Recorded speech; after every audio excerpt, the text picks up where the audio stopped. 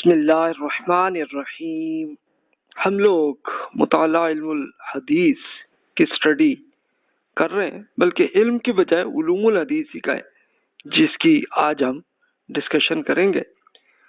حدیث ریسرچ کی جانچ پڑتال کا طریقہ کار کیا ہے کہ ایک حدیث ریسرچ میتھڈالوجی کیا ہے، کس طرح سے حدیث کی ریسرچ کی جائے۔ آپ تو کہیں گے کہ جی کیوں کریں، تو وہیں سے ہم بات شروع کرتے ہیں۔ اچھا، پچھلے لیکچرز میں تو ہم نے احادیث کی کچھ سلیکشن کر کے کچھ احادیث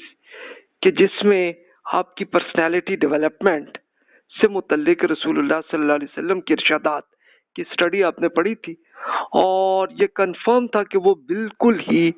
انتہائی اوتھینٹک احادیث تھی، تو اس کا تو ہو گیا تھا مطالعہ۔ تو اب ہم آتے ہیں کہ حدیث ریسرچ کی کیوں ضرورت ہے۔ ایک بار بس یاد کر لیجئے کہ علم الحدیث رسول اللہ صلی اللہ علیہ وسلم کے علم اور عمل کی ایک پریکٹس ہے کہ جس میں رسول اللہ صلی اللہ علیہ وسلم نے قرآن مجید اور سنت متواترہ تو ہزاروں لاکھوں افراد کو پورا سکھایا، اس میں اتفاق رہا اور آج تک ہے، وہ تو وہ ہے۔ لیکن رسول اللہ صلی اللہ علیہ وسلم نے جب لیکچرز ارشاد فرمائے، کچھ ارشادات، کسی صحابی سے کوئی بات ہوئی، ڈسکشن کی، کسی کا سوال آیا، جواب دیا، تو یہ ایک اس کی حیثیت یہ احادیث ہیں کہ جو رسول اللہ صلی اللہ علیہ وسلم کے علم اور عمل کی ہسٹری ہے۔ تو ان ہسٹری کو یہی ہوا کہ صحابہ کرام رضی اللہ عنہم نے اسی علم کو اگلی نسل پہ ایکسپلین کرتے رہے، بتاتے رہے۔ اچھا، اگلی نسل جو ہے وہ تابعین تھے، انہوں نے اگلی نسل کو، اور یہ سلسلہ چلتا رہا۔ اب یہ اراؤنڈ 70,000 کے قریب احادیث ہیں کہ جو اس وقت اویلیبل ہیں، شاید اس سے زیادہ ہوں گی، لیکن جو ہمیں اویلیبل ہوئی ہیں وہ 70,000 کے آس پاس اتنی ہیں، اور یہ مختلف شہروں دیہات میں یہ فروخت تھی۔ تو اب 133 ہجری میں جو 751 CE کا پیریڈ ہے، تو اس میں مسلمانوں میں ایک انفارمیشن ایج آئی، اور کیسے آئی کہ اس سے پہلے مسلمانوں کے ہاں پیپرز نہیں تھے۔ پیپرز وہ چائنا سے امپورٹ کرتے ہوتے تھے۔ کوئی بہت اہم قسم کی بک بنانی ہے تو اس کے لیے کوئی اسکالر پرچیز کر لیتے، اور رسول اللہ صلی اللہ علیہ وسلم نے بھی اسی طرح قرآن مجید کو لکھوا دیا تھا پورا جو ہے۔ اچھا، اب ہوتا یہی تھا کہ عام آدمی جو ہے کہ جس کو ایک علمی ذوق ہے، تو وہ جو کچھ ہوتا تو وہ ایک نوٹ کرنے کے لیے ایک ڈائری کے طور پہ کچھ پیپرز پرچیز کرتے، اس میں لکھ لیتے ہوتے تھے، تو بس اتنی تھی۔ لیکن اب 133 ہجری کے بعد مسلمانوں کو پیپر بنانے کی ٹیکنیک آ گئی۔ کیسے آئی تھی؟ یعنی اس کے لیے ایک دم تو نہیں ہوا ہوگا، اس کے لیے ایک جنگ ہوئی چائنا کی ایک ریاست کے ساتھ، مسلمانوں کی، کرغزستان کے علاقے میں، اور وہاں پہ جنگ میں مسلمانوں کو فتح ہوئی۔ تو اب وہ قیدی تھے، تو قیدیوں سے دیکھا کہ ان کو کاغذ آتا کہ بھی اگر تم ہمیں وہ پیپر کا طریقہ میں اس کا سکھا دو تو ٹھیک ہے، ہم تمہیں فری میں تم کو آزاد کر دیتے۔ چائنا والے بڑے خوش ہوئے، انہوں نے کہا ٹھیک ہے جی، انہوں نے سکھایا اور وہ آزاد ہو کے چلے گئے۔ اب مسلمانوں نے آہستہ آہستہ فیکٹریز بننی شروع ہوئی، اور اب ظاہر ایک دن میں تو نہیں ہوگا، یہ اراؤنڈ 15-20 ایئرز میں اب پیپر آسانی سے اویلیبل ہوا۔ اس کے اندر پھر اسکالرز نے بکس لکھنی شروع کی۔ یہ 150 to 400 ہجری کا پیریڈ ہے، اس میں علم الحدیث کی بکس لکھی گئی۔ اچھا، اب اس میں ایک سائیڈ افیکٹ یہ آیا، اس سے پہلے ہی بلکہ تھا، کہ جعلی احادیث کا ایک فتنہ پیدا ہو گیا۔ یعنی ہوا کیا کہ مسلمانوں کے ہاں ایک سیاسی پارٹیاں بھی بن چکی تھیں، مذہبی فرقے بھی بن چکے تھے، اور مفاد پرستی بھی تھی لوگوں میں۔ تو انہوں نے ان کو ایک آسان طریقہ اپنے ایجنڈے کو پورا کرنے کے لیے طریقہ یہی بنا کہ انہوں نے رسول اللہ صلی اللہ علیہ وسلم کے بارے میں کوئی جعلی بات جو ہے وہ کر لی ہے۔ تو جی رسول اللہ صلی اللہ علیہ وسلم نے فرمایا اب سب لوگ محبت کرتے تھے تو وہ اگلے کی بات سے امپریس ہو جاتے اور ان کی پارٹی میں آ جاتے، یا اگر کوئی فائدہ اٹھانا ہے فائدہ اٹھا لیا چلو جی۔ تو اس طرح سے یہ جعلی حدیث کا فتنہ آیا۔ تو یہ جو اس وقت 70,000 کے قریب حدیث ہے، اس میں بہت ساری جعلی ہیں اور بہت ساری اوتھینٹک ہیں۔ تو اس لیے آپ کو جانچ پڑتال کا ایک پورا ایک علم مسلمانوں کے اسکالرز نے تیار کیا، جس کو ہم علم الحدیث، بلکہ میں علوم الحدیث کہہ لوں زیادہ اچھا ہے، کہ بہت سارے علم مسلمانوں کے آئے۔ تو یہ ہمارا آج کا ٹاپک ہے کہ کیسے کریں۔ پچھلے لیکچرز میں نے یہ تو پورا عرض کیا تھا نا کہ ہم لوگ علم الحدیث کے اندر پہلے تو منتخب حدیث کا کریں گے، وہ پچھلے لیکچر میں کمپلیٹ ہوا۔ آج ہمارا HS02 ماڈیول شروع ہم کر رہے ہیں، حدیث ریسرچ کیسے کرنی۔ تو یہ ہمارا ٹاپک ہے۔ تو آئیے میں تھوڑی ڈیٹیل سے آتا ہوں، تدوین حدیث کی پوری ہسٹری سے شیئر کروں تاکہ پورا بیک گراؤنڈ آپ کے سامنے آ جائے۔ اچھا، اب یہ عرض کر دوں کہ اگر آپ کا علمی ذوق نہیں ہے، بس آپ ایک عام اپنے دین پہ عمل کرنے کے لیے آپ حدیثیں پڑھنا چاہ رہے ہیں تو آپ پڑھ چکے 8 لیکچرز ہی آپ کے لیے کافی ہے، وہ آپ کی پرسنالٹی ڈیولپمنٹ کے لیے کافی ہے، وہ کر لیا، بس اس پہ عمل کریں، قرآن مجید پڑھیں، اس پہ آپ عمل کریں۔ اور اس وقت اوتھینٹک احادیث آپ جب پڑھنا چاہیں تو اس کے لیے میں نے ورز کیا کہ صحیح بخاری اور صحیح مسلم اور موطا، یہ 3 بکس بہت اوتھینٹک ترین ہے، پوری امت میں اتفاق ہے اس میں، تو بس وہی پڑھ لیں اور اس پہ آپ عمل کرتے چلے جائیں۔ That's it. جہاں کوئی سوال ہو کسی اسکالر سے پوچھ لیں، بات ختم، آپ کا کام ختم ہو گیا۔ لیکن آپ اگر اسکالر بننا چاہ رہے ہیں اور آپ حدیث ریسرچ خود کرنا چاہ رہے ہیں تو موسٹ ویلکم۔ اب آپ کے لیے یہ لیکچر اس کے لیے۔ اب دیکھیے کہ رسول اللہ صلی اللہ علیہ وسلم کا علم اور عمل کس زمانے میں چل رہا تھا۔ ہجری کیلنڈر ظاہر ہے جب 1 سے ہی شروع ہوا تو 1 to 11 ہجری میں رسول اللہ صلی اللہ علیہ وسلم اللہ تعالیٰ کے حضور چلے گئے تھے،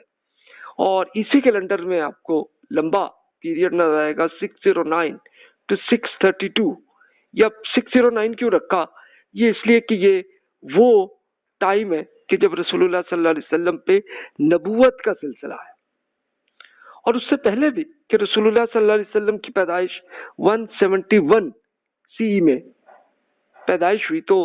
اس وقت نبوت سے پہلے کا جو ہے تو اس کی بھی جو رسول اللہ صلی اللہ علیہ وسلم کی اس وقت کی سیرت، آپ کا عمل، آپ کا جو علم جو اس زمانے میں تھا، وہ بھی آپ کو حدیث کی بکس میں ہی ملے گا۔ اب رسول اللہ صلی اللہ علیہ وسلم نے تو یہ کیا کہ جو دین کا جو مین احکامات ہیں وہ قرآن مجید میں اللہ تعالیٰ نے بتا دیے، اور رسول اللہ صلی اللہ علیہ وسلم نے اس کو پریکٹیکلی کر کے لوگوں کو پورا بتایا، ایکسپلین کرتے رہے۔ اس کو سنت نبوی کہتے ہیں، اور الحمدللہ پوری امت میں اس میں کوئی اختلاف نہیں ہے کہ صحابہ کرام رضی اللہ عنہم رسول اللہ صلی اللہ علیہ وسلم کی زندگی میں ٹوٹل کوئی 1.25 لاکھ کے قریب صحابہ بنے، اور سب کو پورا ایکسپلین ہو گیا، کوئی اختلاف نہیں ہوا۔ انہوں نے اگلی نسل میں آیا تب بھی اختلاف نہیں ہے، اور آج تک نہیں ہے۔ تو اس کو تو جو احکامات ہیں اس کو تو آپ علم الفقہ کی شروع کی بکس میں آپ آلریڈی سن چکے ہوں گے۔ اراؤنڈ 1 to 18 لیکچرز کے اندر ہماری یہ بات ہو گئی تھی۔ اچھا، اب احادیث کیا آتی ہیں کہ یہ رسول اللہ صلی اللہ علیہ وسلم نے رسول اللہ صلی اللہ علیہ وسلم کے لیکچرز کے کوئی خاص پوائنٹ نوٹ کر لیے، یا رسول اللہ صلی اللہ علیہ وسلم سے کوئی گفتگو ہوئی، کوئی ارشادات ہوئے تو اس کو نوٹ کر لیا، یا کسی صحابی نے سوال کیا تو اس کو رسول اللہ صلی اللہ علیہ وسلم نے جواب دیا، اس کو نوٹ کر لیا، یا رسول اللہ صلی اللہ علیہ وسلم کو پریکٹیکلی کوئی عمل کر رہے تھے، اس کو بس دیکھ رہے تھے تو دیکھتے ہوئے انہوں نے نوٹ کر لیا۔ اور تبصرے، یعنی کسی وقت رسول اللہ صلی اللہ علیہ وسلم نے کوئی تبصرہ فرمایا، یعنی کوئی حکم، کوئی ارشاد، کچھ نہیں، ویسے کوئی تبصرہ فرمایا یا کوئی پریکٹیکلی کوئی کام کیا، اس سب کو نوٹ کیا۔ اب اس زمانے میں نوٹ کرنے کا طریقہ یہی تھا کہ اپنی یاد کرنے سے، تو وہ صحابہ کرام کر لیتے تھے۔ اچھا، کچھ صحابہ ایسے تھے کہ جو کچھ نہ کچھ پیپر परचेज कर लेते थे। अच्छा, पेपर नहीं तो चले चमड़े के जरिए भी लिख लेते थे, वो लिख लिया वो। अच्छा, उसके लिए कोई लंबी उनको लिखने की जरूरत नहीं होती थी, कोई 2-3 अल्फाज में बात, बस वो जो उनको याद रहे, बस उतना ही उनको जरूरत थी। यानी जाहिर है कि उन्होंने स्टूडेंट्स को वो बुक नहीं देनी थी, वो तो अपने लिए एक अपनी, ये बिल्कुल आप अपने लिए एक डायरी आप अपने लिए बनाते हैं, तो उसमें जैसे आप अपने लिए कोई ना कोई लफ्ज आप नोट कर लेते हैं, अच्छा यार ये करना है, या ये एक अहम बात है, तो बस इतना सा आप वो कर लेते हैं। बहुत कहते एक जुमला हो गया, इतना ही होता है ना। तो ये इस तरह से अहादीस ऐसे बनने लगी। अब सहाबा कराम रज़ियल्लाहु अन्हुम का पीरियड 11 हिजरी से लेके 100 हिजरी है। इसी कैलेंडर में आप देखें तो 632 टू 7119 है। अब सहाबा कराम तो इससे पहले भी थे कि रसूलुल्लाह सल्लल्लाहु अलैहि वसल्लम उस वक्त मौजूद थे, लेकिन अब रसूलुल्लाह सल्लल्लाहु अलैहि वसल्लम की रुखसती हो गई, अल्लाह ताला के हुजूर गए, तो उसके बाद का पीरियड है कि जिसमें सिर्फ सहाबा कराम ही थे। अब सहाबा कराम की हयात तैयबा नबवी के इल्म के जो तालीम है, इसको अगली नस्ल तक पहुंचाने लगे। एक तो कुरान वो एक्सप्लेन करते रहे,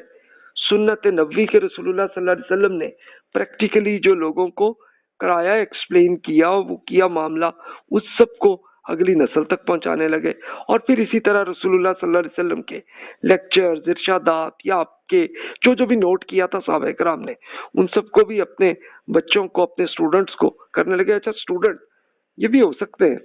कि वो रसूलुल्लाह सल्लल्लाहु अलैहि वसल्लम के ज़माने में वो थे, लेकिन वो मुख्तलिफ कबीलों में, मुख्तलिफ अलग मुल्कों के थे, जाहिर है कि वो रसूलुल्लाह सल्लल्लाहु अलैहि वसल्लम से मुलाकात नहीं हुई थी। तो अब वो ईमान लाए उसके बाद, तो वो सहाबा कराम उन्हीं को एक्सप्लेन करने लगे। उसके लिए तो सहाबा कराम रज़ियल्लाहु अन्हुम ने ये किया कि जहाँ जहाँ पे भी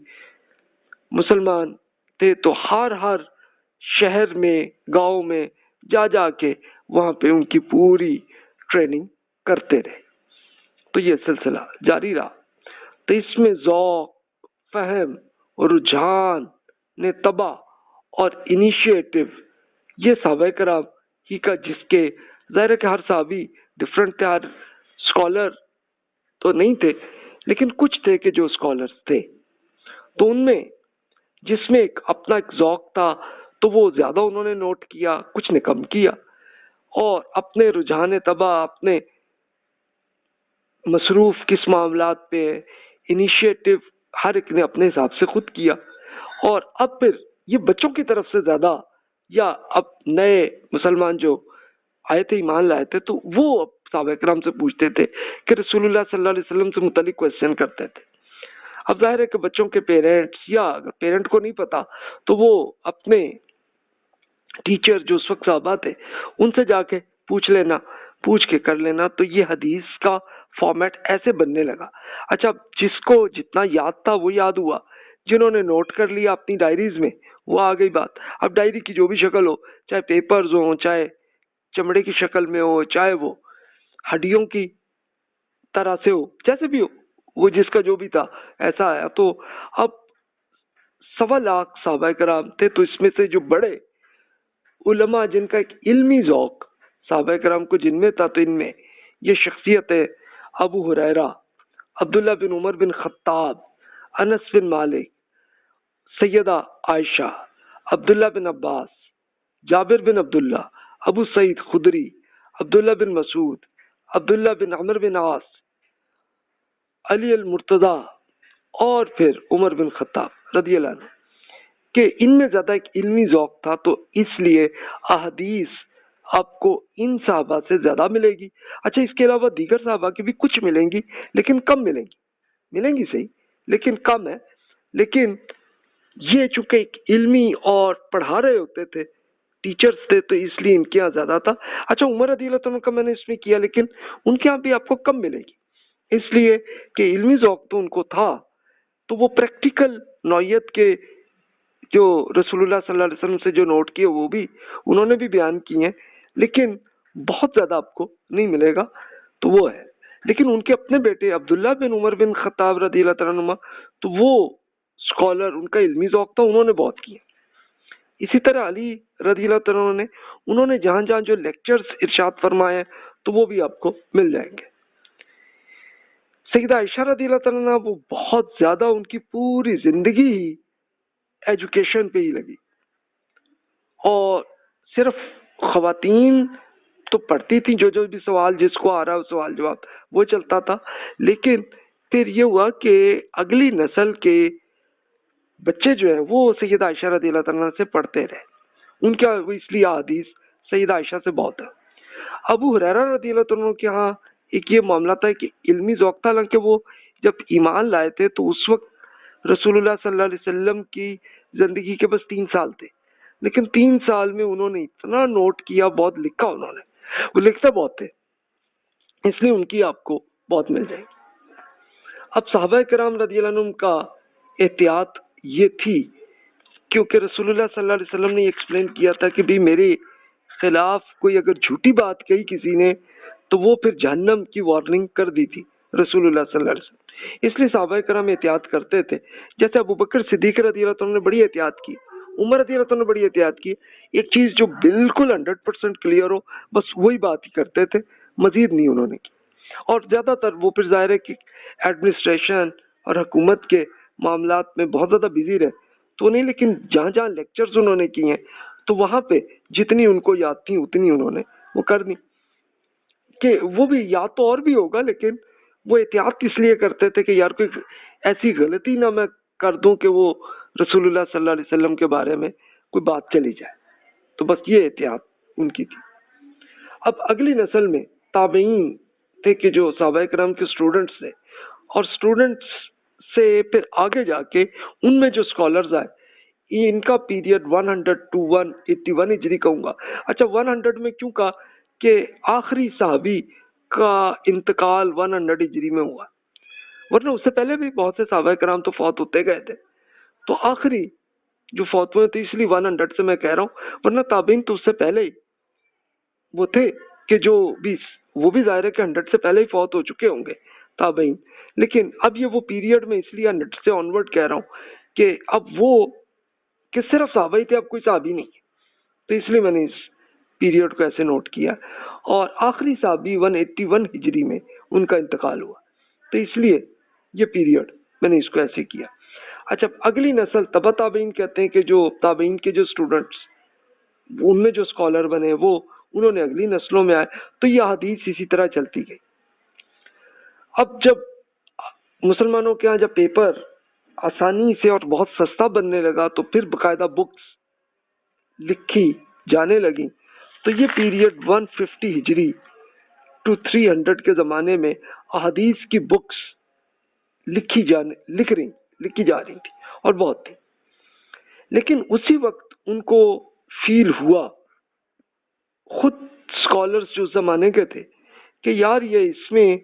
یہ لگ رہا ہے کہ یہ رسول اللہ صلی اللہ علیہ وسلم کی بات نہیں ہو سکتی ہے، کوئی عجیب سی بات ان کو فیل ہوئی، عجیب بات خاص طور پہ ایسی ان کو فیل ہوئی، کوئی لاجیکل بات کوئی سامنے آئی یا کوئی ایسے نظر آئی کہ قرآن مجید کے بالکل کوئی الٹ بات ہے، یا رسول اللہ صلی اللہ علیہ وسلم کی کوئی ایسی احادیث کہ جو بالکل ان کو یقین ہے اوتھینٹک ہے، لیکن یہ اس کی الٹی بات آ رہی ہے، تو اس پہ ان کو کنفیوژن فیل ہوئی، تو انہوں نے کہا کہ یہ ریسرچ کریں، تو تب جا کے جانچ پڑتال کا ایک سلسلہ یہ بھی وہی 150 to 300 ہجری کے پیریڈ میں چلنے لگا سلسلہ، کہ یہ چیک کرنے کے لیے یار یہ اس کی کوئی رسول اللہ صلی اللہ علیہ وسلم کے باتوں میں کوئی جھوٹی بات یا جھوٹی نہ بھی ہو، غلطی ہو کسی بندے کی، یعنی نیت خراب نہیں لیکن غلطی ہوئی ہو تو یہ سامنے کلیئر آ جائے سامنے، تاکہ جتنی غلطیاں ہیں یا جتنے جھوٹ ہیں وہ سارے نکل جائیں۔ تو یہ ان کا پروسیس تھا، تو اب اس کا جو میتھڈ ہے وہ اب میں آپ سے شیئر کر رہا ہوں، اور آپ نے اسی کو خود امپلیمنٹ کرنا ہے کیونکہ آپ اب اسکالر بن رہے ہیں۔